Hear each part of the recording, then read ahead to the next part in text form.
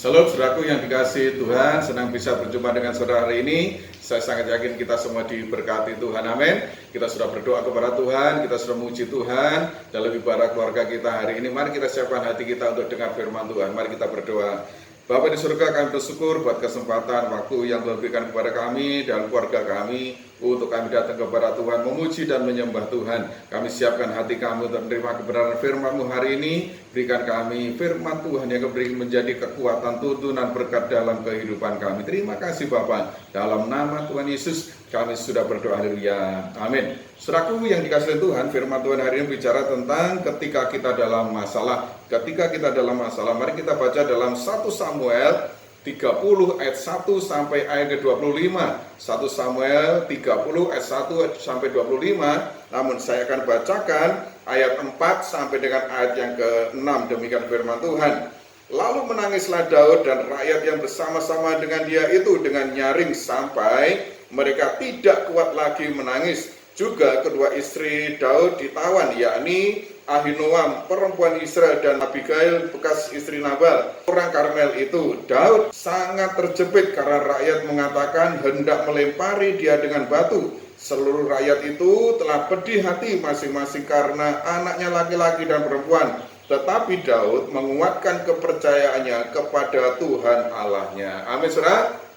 Kalau saudara baca dalam kisah ini, saudaraku, ketika Daud dalam pelariannya dari Saul, saudaraku, maka dia berkemah di Siklak. Saudaraku, Siklak adalah satu bagian dari kota-kota orang Filistin. Saudaraku, ketika Daud berperang bersama-sama dengan tentara-tentara orang Filistin, maka mereka ditolak dan disuruh pulang. Dan dalam perjalanan, pada hari yang ketiga, tibalah mereka di perkemahan mereka di Siklak. Tetapi ternyata, saudaraku, perkemahan mereka sudah dibakar oleh orang Amalek. Istri-istri mereka, anak-anak mereka, lelaki dan perempuan, tua dan muda, semua harta benda mereka sudah dibawa oleh orang Amalek. Nah, saudaraku dalam Tuhan, krisis ini dialami oleh Daud, saudaraku, dan di sana dikatakan rakyat ingin melempari Daud dengan batu. Kenapa, saudaraku? Karena pedih hati mereka, karena kesusahan mereka, karena masalah yang mereka hadapi saat itu. Saudaraku yang Tuhan, apa yang dialami oleh Daud itu bisa jadi dalam kehidupan kita. Masalah bisa terjadi, persoalan bisa terjadi dalam kehidupan kita. Tetapi yang penting adalah bagaimana dan langkah apa yang diambil oleh Daud ketika menghadapi masalah itu. Itu yang penting untuk kita renungkan pada hari ini. Nah, saudaraku, mari kita belajar apa yang dikerjakan oleh Daud, apa yang dilakukan Daud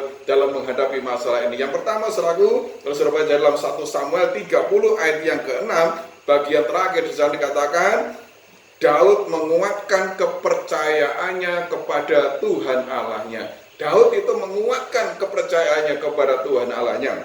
Kalau baca dalam ayat 6, demikian firman Tuhan saya bacakan, dan Daud sangat terjepit karena rakyat mengatakan hendak melempari dia dengan batu. Seluruh rakyat itu telah pedih hati masing-masing karena anaknya laki-laki dan perempuan. Tetapi Daud menguatkan kepercayaannya kepada Tuhan Allahnya. Amin, saudara. Ini harus kita lakukan dalam hidup kita, seperti Daud lakukan ketika dalam krisis kepemimpinan, dalam krisis, dalam masalah yang dihadapi oleh karena orang-orang yang bersama-sama dengan dia justru ingin melempari Daud dengan batu. Kenapa? Karena mereka mengalami pedih hati yang luar biasa. Tetapi apa yang dilakukan oleh Daud sementara mereka dalam kesusahan, mereka dalam tekanan, tetapi apa yang dilakukan Daud adalah di sana katakan tetapi Daud menguatkan imannya, menguatkan kepercayaannya kepada Tuhan Allahnya. Saudaraku yang dikasihi oleh Tuhan, ini yang harus kita kerjakan dalam hidup kita. Masalah terjadi kapan saja dalam hidup ini, tetapi langkah yang benar yang harus kita ambil adalah mari kita kuatkan iman kita kepada Tuhan, kepercayaan kita kepada Tuhan. Saudaraku, seberapa kita mengenal Tuhan, maka di sana kita bisa mempercayakan hidup kita kepada Tuhan. Saudaraku yang Tuhan, Ibrani 11 ayat 6 di sana katakan, barang siapa berpaling kepada Allah, dia harus percaya bahwa Allah ada dan Allah memberi upah kepada orang yang sungguh-sungguh mencari Dia. Saudaraku yang Tuhan, ketika kita datang kepada Tuhan, saudaraku, maka di sana Tuhan akan memberi upah kepada kita. Dalam upah itu tanda kutip, saudaraku, dalam masalah hidup kita, maka Tuhan juga akan memberikan jawaban. Tuhan akan memberikan jalan keluar dalam setiap masalah yang kita hadapi. Karena itu Tuhan katakan, seperti Daud katakan bahwa ketika masalah terjadi, maka Daud menguatkan imannya, kepercayaannya kepada Tuhan Allahnya. Saudaraku, seringkali yang terjadi justru sebaliknya dalam hidup kita orang percaya. Ketika masalah datang semakin jauh dari Tuhan, jauh dalam ibadah, jauh dari pertemuan ibadah, jauh dari membaca firman Tuhan, malas berdoa, malas beribadah. Saudaraku, saya katakan ini ada satu langkah yang salah. Tetapi mari kita kembali kepada apa yang dikatakan Tuhan melalui Daud. Mari kita kuatkan iman kita, kuatkan kepercayaan kita kepada Tuhan. Justru semakin besar masalah yang kita hadapi, semakin banyaknya masalah yang kita hadapi, justru kita harus semakin menguatkan hidup kita kepada Tuhan, hati kita kepada Tuhan, kepercayaan kita kepada Tuhan. Kenapa, saudaraku? Karena hanya Tuhan yang sanggup menjadi jawaban dalam kehidupan kita. Amin, saudara. Yang kedua, apa yang dilakukan Daud? Di dalam ayat yang ke-8, di sana dikatakan demikian. Dalam ayat yang ke-8, kemudian bertanyalah Daud kepada Tuhan, katanya, haruskah aku mengejar gerombolan itu? Akan dapatkah mereka aku susul? Dan ia berfirman kepadanya, kejarlah, sebab sesungguhnya engkau akan dapat menyusul mereka dan melepaskan para tawanan. Amin, saudaraku. Yang kedua yang dilakukan oleh Daud adalah bertanya kepada Tuhan. Saudaraku, ini sangat penting. Kenapa, saudaraku? Karena kita dihadapkan dengan orang-orang berbagai macam pribadi, karakter di sekeliling kita. Ada yang rohani, ada yang tidak rohani, ada orang yang duniawi, ada orang yang hidup dalam kedagingan. Nah, saudaraku, ketika kita salah memilih teman, memilih sahabat untuk kita bertanya, maka di sana kita akan salah melangkah. Saudaraku yang dikasihi oleh Tuhan, firman Tuhan mengatakan kepada Daud, dan Daud bertanya kepada Tuhan, dapatkah aku menyusul mereka? Dapatkah aku melepaskan tawanan itu? Dan Tuhan menjawab, engkau dapat mengejar, kejarlah, dan engkau akan melepaskan semua tawanan. Saudaraku yang dikasihi oleh Tuhan, ketika masalah terjadi dalam kehidupan kita, yang harus kita lakukan yang kedua adalah mari kita bertanya kepada Tuhan. Saudaraku, ada banyak orang di sekeliling kita yang mampu memberikan pendapat, masukan, tetapi yang penting adalah bagaimana Tuhan memberikan jawaban kepada kita. Kenapa, saudaraku? Karena ini sangat penting. Ketika jawaban yang kita terima salah, maka kita akan melakukan hal yang salah. Saudaraku, anak Salomo bernama Rehabeam, kalau saudara baca dalam 1 Raja-Raja pasal yang ke-12, saudaraku, ketika Salomo sudah wafat, kemudian Rehabeam menggantikan Salomo, maka Rehabeam bertanya kepada orang-orang muda yang sebaya dengan dia, dan apa katanya? Apa yang dijawabkan itu justru membuat pecahnya kerajaan itu. Saudaraku, kenapa, saudaraku? Karena Rehabeam mendapatkan jawaban yang salah. Bertanya kepada orang-orang muda yang sebaya dengan dia, dan jawaban itulah yang kemudian membuat kerajaan itu pecah. Saudaraku yang dikasihi Tuhan, karena itu kita harus menemukan pribadi yang benar dalam hidup kita, supaya kita juga mendapatkan jawaban yang tepat. Dan pribadi itu yang terutama adalah Tuhan Allah kita. Amin, saudaraku. Dalam setiap masalah dalam hidup kita, mari kita bertanya kepada Tuhan.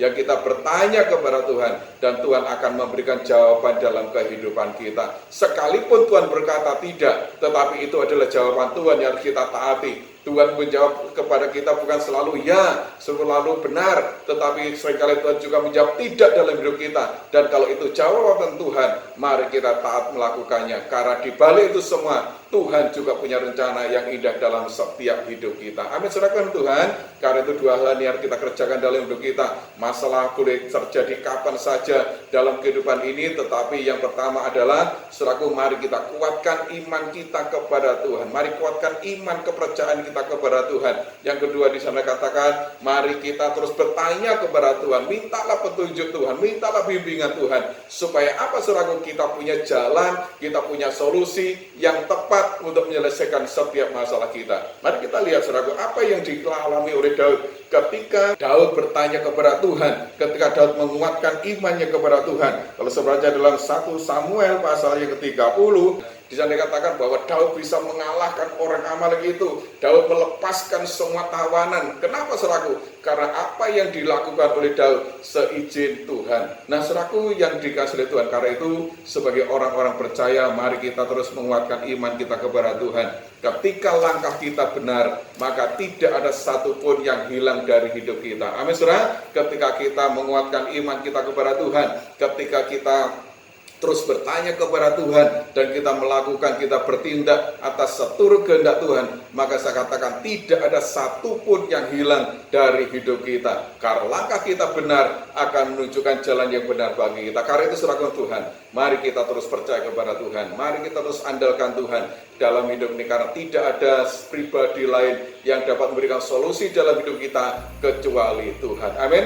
Tuhan memberkati kita semua. Mari kita berdoa. Terima kasih buat kesempatan yang Tuhan berikan kepada kami. Terima kasih buat firman-Mu yang meneguhkan kami pada hari ini. Justru kami harus tetap percaya kepada Tuhan, menguatkan iman kami, hati kami kepada Tuhan, kepercayaan kami kepada Tuhan ketika masalah itu datang dalam kehidupan kami. Karena itu Roh Kudus, Engkau tolong kami senantiasa, tuntun kami supaya kami dapat melakukan yang benar dalam hidup kami. Kami mau menguatkan iman kami kepada Tuhan, percayaan kami kepada Tuhan. Kami terus bertanya kepada Tuhan dalam segala hal supaya kami mendapatkan solusi jawaban yang tepat dari Tuhan. Terima kasih Bapak Roh Kudus, menerangkan firman-Mu menjadi tuntunan berkat kekuatan dalam hidup kami. Berkati keluarga kami, jemaat Tuhan yang sudah beribadah pada hari ini. Saya sangat yakin jerih lelah kami tidak akan pernah sia-sia. Tuhan memberkati kami, bahkan kami berkati seluruh jemaat Tuhan, setiap pribadi, keluarga, rumah tangga, apapun mereka hadapi dalam segala pergumulan, masalah, persoalan, bahkan sakit, penyakit, mari Tuhan campur tangan senantiasa, berikan kekuatan yang baru Tuhan, kesembuhan yang dari Engkau. Terima kasih Bapak, terima kasih. Memberkati setiap persembahan jemaat Tuhan yang diberikan dengan hati rela dan sukacita, kembalikanlah berlipat kali ganda seperti janji Tuhan. Terima kasih Bapak, terima kasih. Bahkan di tengah pandemi virus corona ini kami akan perlindungan Tuhan, keluarga kami, jemaat Tuhan, setiap pribadi kami, jauhkan kami dari segala mara bahaya, sakit, penyakit, virus corona, kelemahan tubuh apapun mengganggu, tolak semua dalam nama Tuhan Yesus. Tutup bungkus kami di kuasa darah Tuhan. Kami senantiasa aman dalam perlindungan Tuhan. Terima kasih Bapak, terima kasih. Mari angkat tangan kepada Tuhan dan terimalah berkat Tuhan. Tuhan memberkati engkau dan melindungi engkau. Tuhan menyinari engkau dengan wajahnya dan memberi engkau kasih karunia. Tuhan menghadapkan wajahnya kepadamu dan memberi engkau damai sejahtera. Terimalah berkat Tuhan. Biarlah damai sejahtera, sukacita, anugerah yang daripada Allah Bapa, cinta kasih Tuhan Yesus dalam persekutuan Roh Kudus akan tetap mengikat kita dan menyatukan kita mulai sekarang sampai Maranatha Tuhan Yesus datang yang kedua kali. Berkat ini akan menyertai dalam setiap pribadi saudara, keluarga, rumah tangga saudara, dalam pekerjaan saudara, dalam studi sekolah anak saudara, apapun yang saudara kerjakan, Tuhan buat berhasil dan Tuhan memberkati. Terima kasih Bapak. Segala pujian dan syukur dan doa berkat kami naikkan hanya bagi Bapa di surga. Dalam nama Tuhan Yesus kami sudah berdoa. Semua berkati katakan amin. Salam, selamat beraktivitas dan Tuhan memberkati kita.